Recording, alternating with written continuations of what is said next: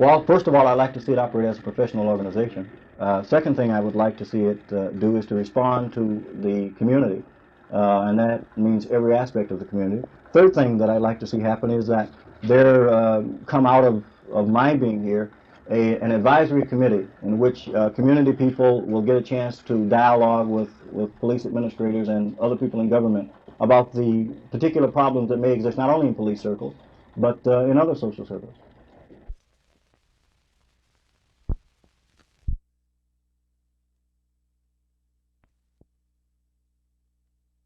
It was mentioned earlier that cable television will be competitive. Mr. Anthony mentioned worries about the implications for other stations in the market, and certainly cable television could be competitive with Channel 13, but I would submit that you should worry less about the implications for the already existing channels and worry about the implications for the audience. It's about time someone started worrying about the audience. In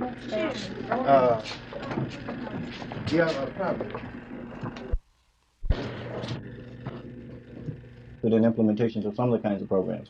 And Cleveland was an evaluation of minority relations for a subsequent book that's concerned with this, whether or not the management situation in Dallas is the same as it was.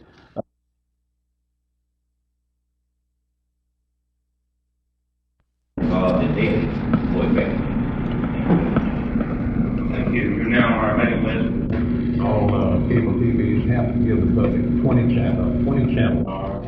Broadcasting companies. They're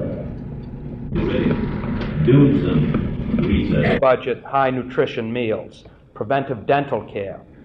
3, medical practice orientation. No doubt that television is a great merchandiser, and the only doubt that still exists about television is whether how to prepare. Appropriated and to make certain that we have the proper. This is a state government an opportunity to live. All on many occasions had the opportunity to discuss federal funds that have been provided for specific programs in the past? Absolutely not. This was a program which would. What is the best reason for giving money through revenue sharing to the local governments for their appropriation rather than giving it through the category?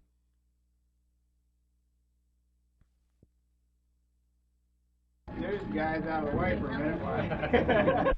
You to the opening of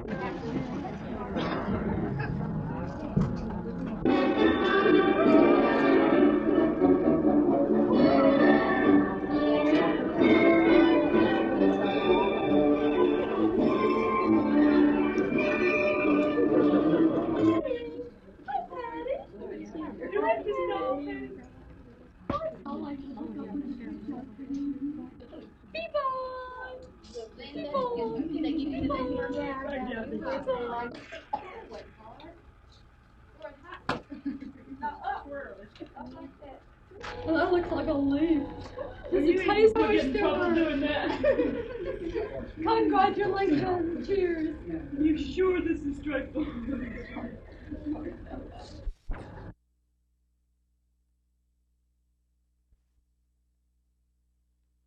Well, yes, we're not playing as well as we did last year. That's the reason we have the turnovers, the fumbles, and the interceptions that are popping up on us.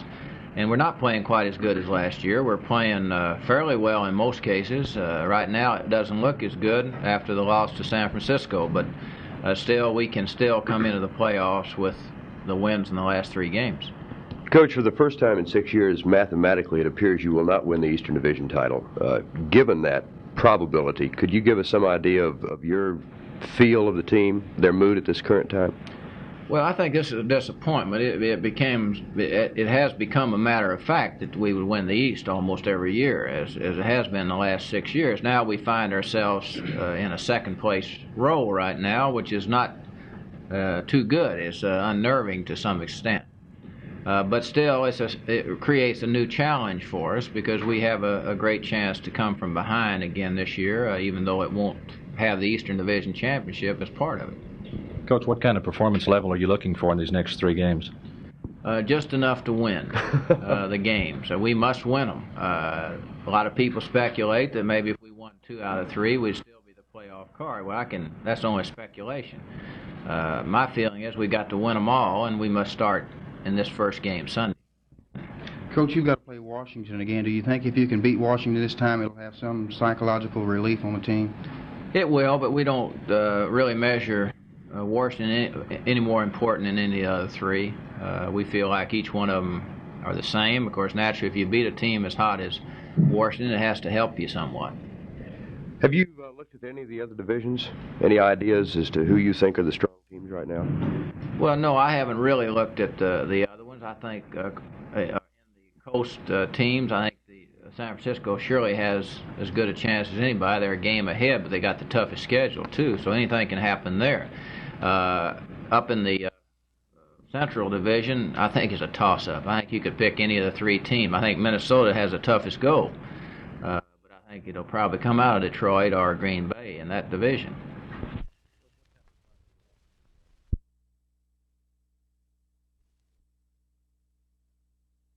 Well, I think most Americans accept the validity of the political creed that government closest to the people is most responsive to the people. And this is a program to give those governments not only the resources to do the job, but the discretion and authority to make expenditures in accordance with local needs and local priorities. And that's the whole sense of revenue sharing. Governor Barnes, do you think there's a danger that local governments may become dependent upon these funds from the federal government and then lose them later? Well, there certainly is a possibility that Congress, at the end of the 5-year period, could take this federal program away, and then local government's expenditures would be up to a level that it would cause huge tax increases at the end of the 5-year period if we were going to continue.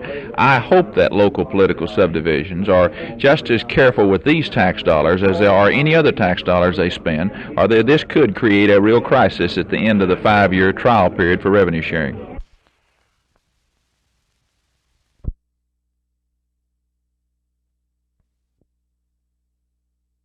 The Methodist Hospital Pediatrics Unit has one goal in mind, and that is to replace the tears of a child with a smile. Today, the hospital dedicated its newly remodeled 32-bed child care wing. The opening was highlighted by volunteer workers dressed as Raggedy Ann and Raggedy Andy, leading a parade of young patients with a mixture of smiles and bewilderment. The $175,000 pediatrics unit has been in the planning for some 2 years. The idea is to give children a bright, cheerful atmosphere to speed up their recovery. I play Frisbee with 5-year-old Colin Maples, who seemed to be throwing more at me than to me. Young Colin later toasted the remodeled wing with Raggedy Ann and Raggedy Andy. This is June Gray with Channel 8 News on the Move at Methodist Hospital.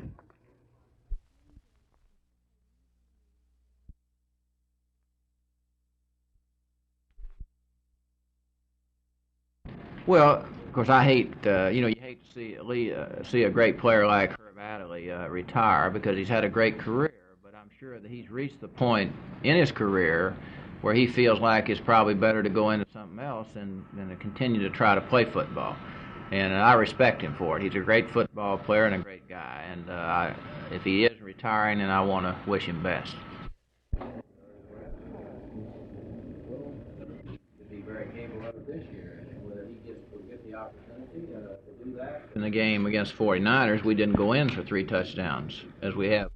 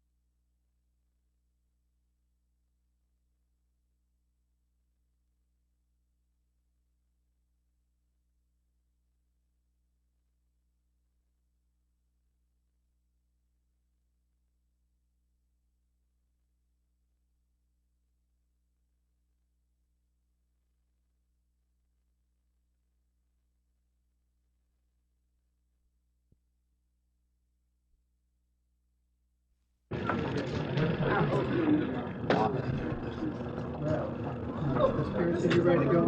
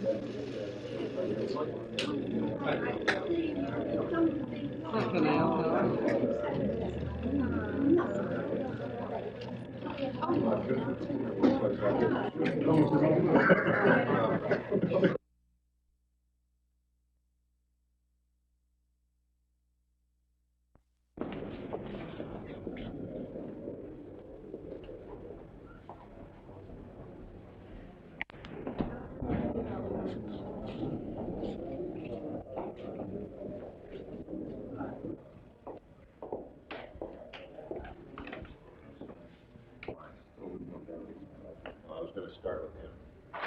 You better stick around.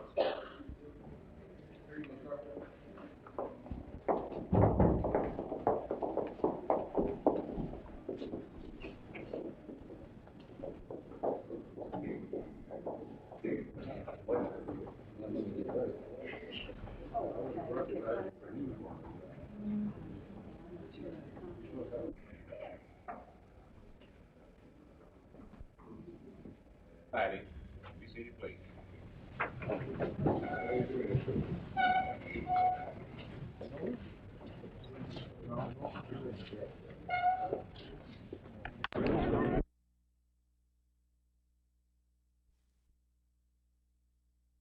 Bill Seralt's as nice a guy as you could want to meet, and he readily admits that his action today isn't going to do much for his personal popularity or that of the Bell system. But he says if we don't improve our earnings, which were only 2.43% last year, we not only won't be able to maintain good service, neither will we be able to pay for expansions and improvements which our technology could make possible. Pointing out that the requested $8.5 million is a lot of money, I asked Seralt what Ma Bell is doing with all those dollars. We're converting the local downtown exchange, and eventually all of the suburban exchanges will be converted to our new electronic switching system, which will provide better service for the customers of Fort Worth. And of course, this is less expensive to maintain. So we can see that our technology and innovations are going to continue to hold expenses down, but we know they will continue at the level of what we've experienced recently, and this prompts us to ask for increased revenue.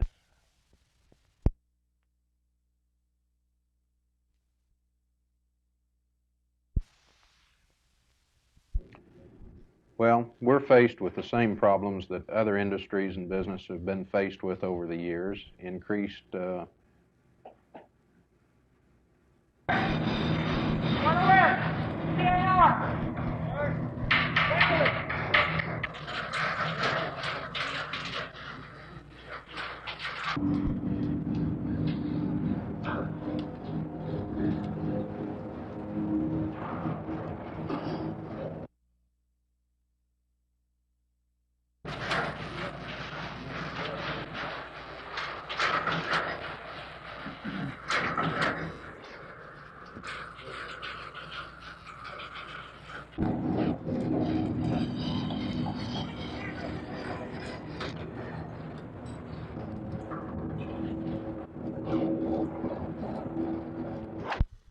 during the last month of a session, a legislator doesn't know where his bills are within the legislative process.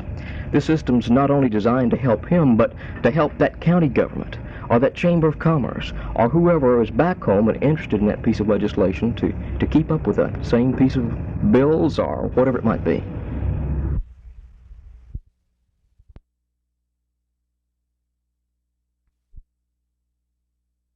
I have a young man by the name of Michael Richardson, as you know, played for SMU for 4 years, I guess, or 3 years, and then went to Houston and played for Houston, I think, for 3 years, and then we picked him up for our latter part of the season. And Mike did an outstanding job for us at the time that he was with us. I understand that you're in the area in the Southwest, hoping to find other American talent. Do you look for guys that you think might be passed up in the NFL draft? Well, we kind of go after the odd size type of young man. for an example, like Jerry Griffith and John Lagrone, Greg Pipes, people like this that are fine football players, got good quickness, they got good strength, just good football players, but they're not quite up to the standards as far as the NFL is concerned. You know, they're not that 6'3" and 4", weighing 260, 70 pounds. But since that time, I think John and Greg Pipes has probably gained about 15 or 20 pounds. So they're approximately 6 foot or 6'1", weighing about 240 to 245 now. And you know, I'm just sitting here thinking, I mentioned the fact that you look for guys who might not be drafted by the NFL, but that's not necessarily the case anymore with Theismann and some of the other standout American boys opting for Canada over the NFL. Well, we have some teams in Canada that has got a little money, and Toronto was one of them. And of course, they went after Greg Barton, and they also went after Theismann, and they've gone after Stillwagon. They've gone after some high draft choices, and fortunate enough, we're able to lure them into Canada, and they've done a real fine job since they've been there.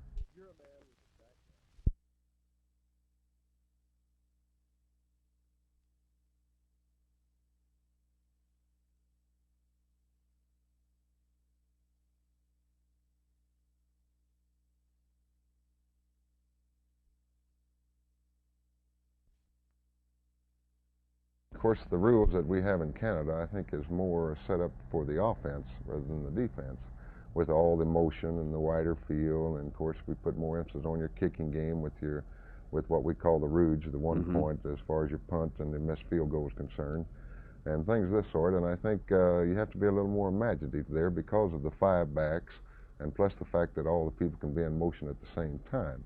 And this creates a lot of problems defensively. Got to be a little bit of a circus at times. Huh? It certainly is. And of course, up there, we do a lot of your end arounds. We do a lot of your skip passes.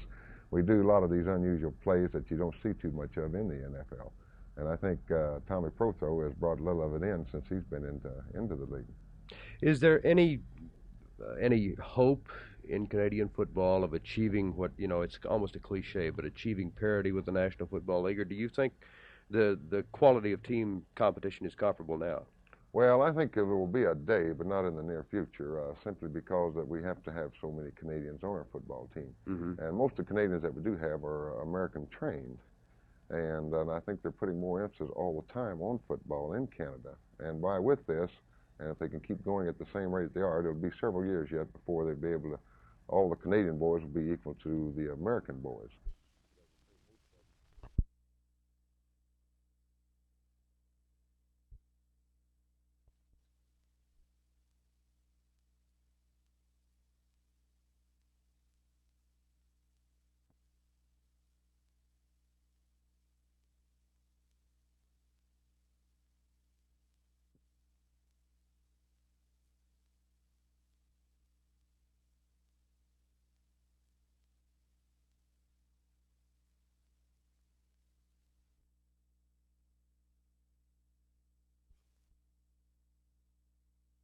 We would expect that if, for instance, a widow had any kind of problem in filing papers, and maybe papers that are burdensome in the event of her husband's death, that she would inform us, you know, what kind of problems that she would have. If someone has problems, let's say as we refer to an older woman getting into a nursing home or into some place where she could be cared for even though she's not ill, we'd like to hear about it.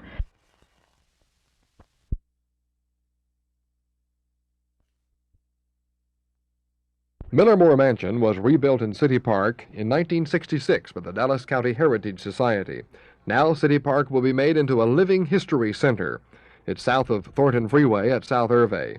Within 2 weeks, 3 more buildings are to be moved into the park and restored. Eventually, examples of most types of structures in Dallas between 1840 and 1900 will be put in place, including a store, church, hotel, a depot, and others. Completion is set for July 4th, 1976, the nation's 200th birthday. The Dallas Park Board was served lunch in the Millermore Mansion today by Heritage Society members. The board has approved the plans. The Heritage Society is finding, moving, restoring, and furnishing the buildings and will be glad to get any help anyone or any group might be able to offer. The buildings will be staffed with volunteers and available for school classes or others who would like to tour them, as they do now at Millermore. This is Roger McDonald, Channel 8 News on the Move.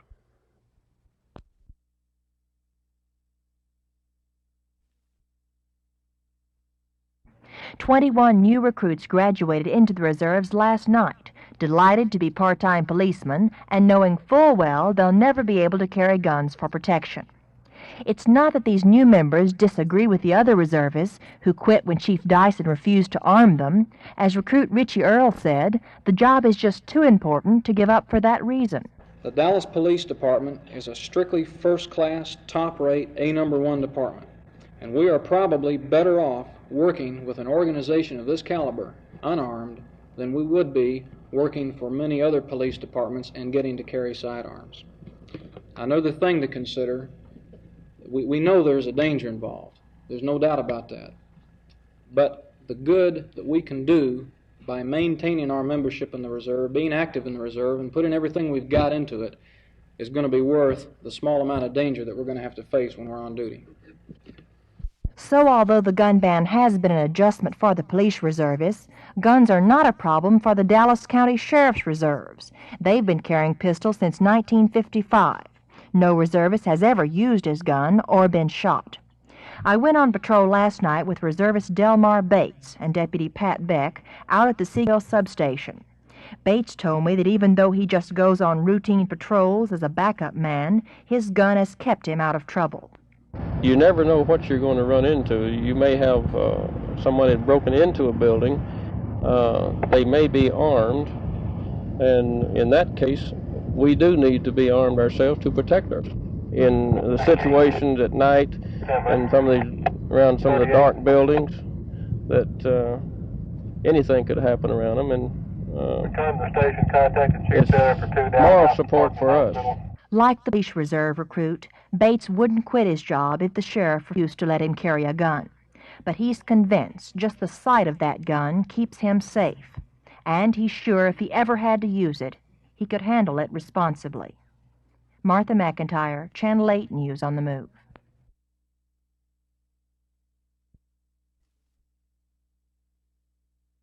The big YWCA sign hanging in front of 1709 Jackson in downtown Dallas has been there so long it's usually taken for granted by passers-by. But it will be coming down about the first of the year. Today I went to the last open function of the Y headquarters, coffee honoring all past presidents, executive directors, and board members. Among them I found Mrs. W.H. Francis, oldest of the past presidents at 85, who served from 1947 to 1949. I asked what she remembers most. I remember the camp, what it did physically for the girls, for the discipline and the Christian influence there, and for the physical educational programs they put on here. And then I've even been associated with the advisory committee of the YW at SMU. You know, Mrs. Betsy Blum, you are the current president of the Y. I would like to have your impressions of where the Y is going to go from here. Well, we have to go where the women and the girls are, and that's why we're leaving the downtown building, because it's been a grand and a wonderful and a busy building for 50 years.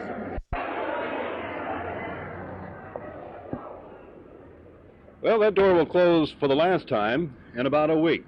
According to the president, Mrs. Blum, the YWCA isn't folding up, it's merely decentralizing. These ladies at this coffee this morning are simply trying to recall 50 years in one location. At 1709 Jackson, this is Jim Mitchell, Channel 8 News on the Move.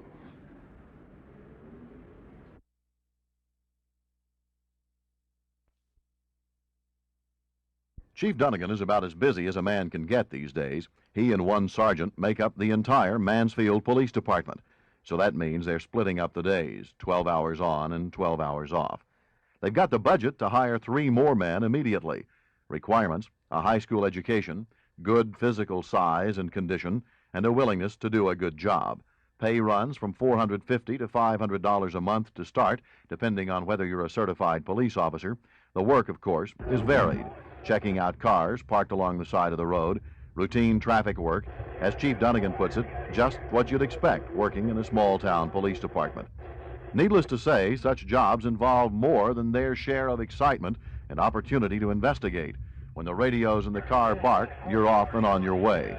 A good example this afternoon. 2 young black men walked into Nadine's Antique Store at South Main and Broad. One man occupied the owner while the other took $1,700 in cash, checks, and credit cards. They took it from her purse in the back room. He came and stayed right in front of the shop. This other one came through here. So if it was put up together, they really had me fixed up good, because that's my Christmas. But Chief Dunnigan wouldn't want any potential applicants misled. He says it's not all excitement. There's a good deal of prowling the streets in a cruiser, keeping an eye on things. Jerry Taft, Channel 8 News.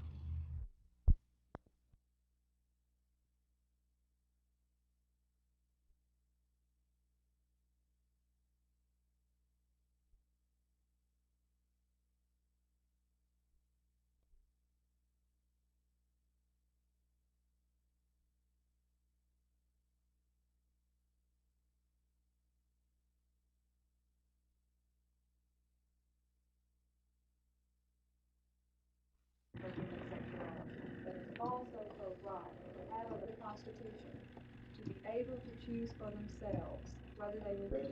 Tomorrow, questions that we would like to ask about the impact of women in society. Women have just a general type of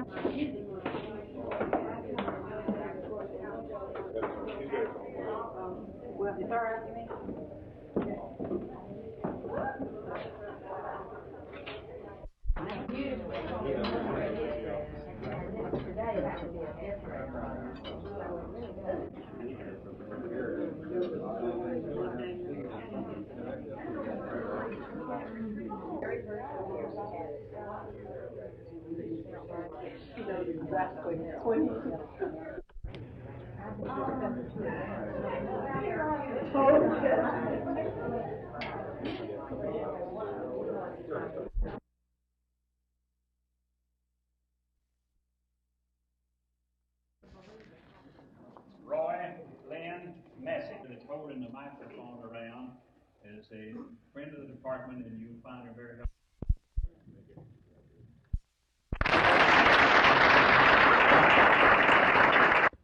Anthony Pointer.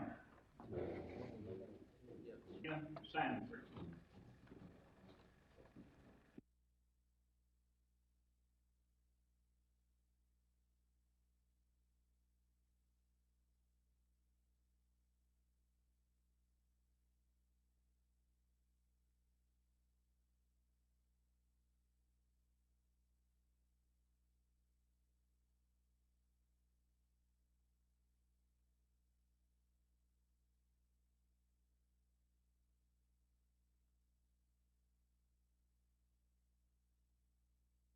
Try to steer them to where they belong.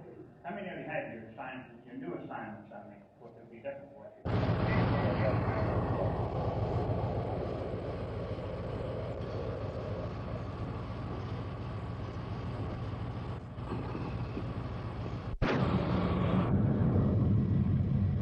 All right.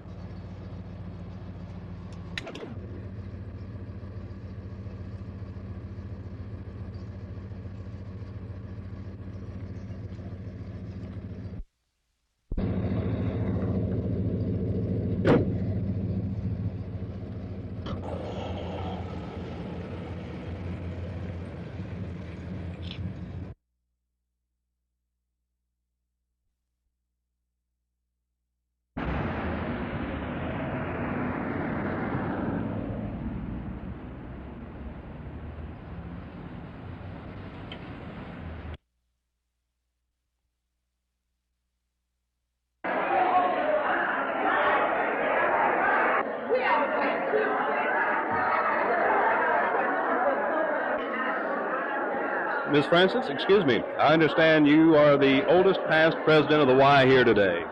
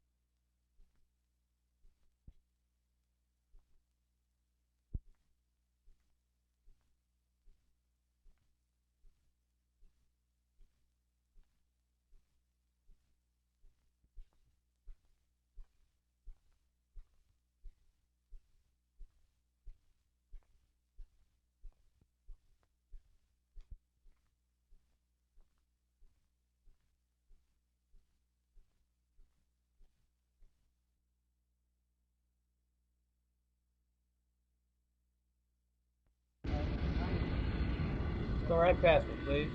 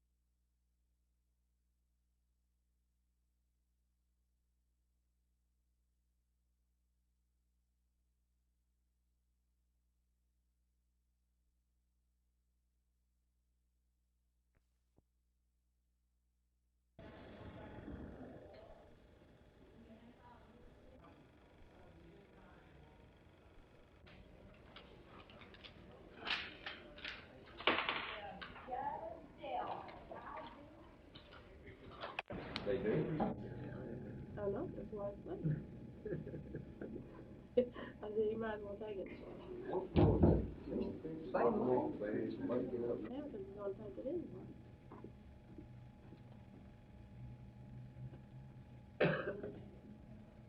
Are you still out there on our district?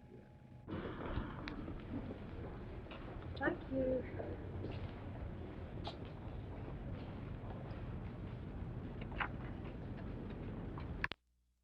The court in Dallas County, Texas is now in session. The Honorable Louis P. Holland presiding.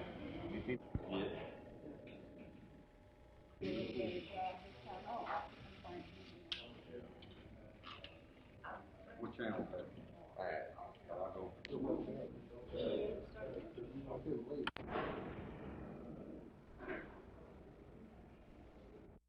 The state government. By the end of '73, we hope to be the major news. He can go back there, take his unit, put it in the back seat of his car, and still keep informed in case he has to be. In the back seat.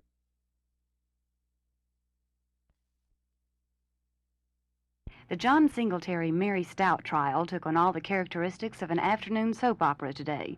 State's Attorney John Stauffer presented witnesses in an attempt to prove that the defendants were having what he called a great big American wing-ding Yankee Doodle affair.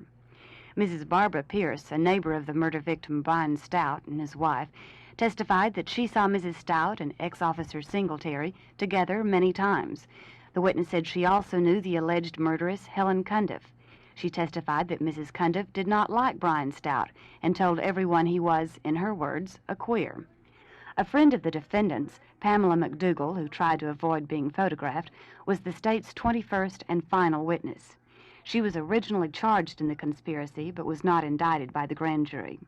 Mrs. McDougal related the events of that Sunday evening last June that led up to her discovery of Stout's body. She testified that Brian Stout did not like Mrs. Cundiff and that they had both threatened to kill each other.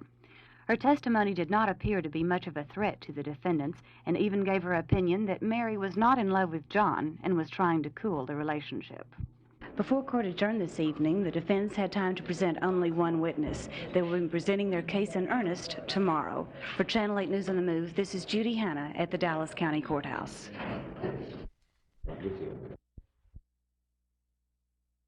The most in-depth information about what's going on within the legislature within 15 minutes of any action, whether or not it's on the floor or in committee. Basically, everything that's said about a bill, everything that's done in committee, every amendment, what that amendment contains, so that governmental units, whether or not on the state level or county or the man on the street, will have the opportunity for information. Are there really that many people that care what's going on in Austin in that much detail to make this system feasible? It's been the atmosphere created during the 62nd when so many of our leaders have been under questioning, where so many of the people within the legislature have either been not elected or have decided not to run again. We've got a new group of people up there, a new kind of enthusiasm, people who are looking for new ways to keep up with what's going on and to do a better job.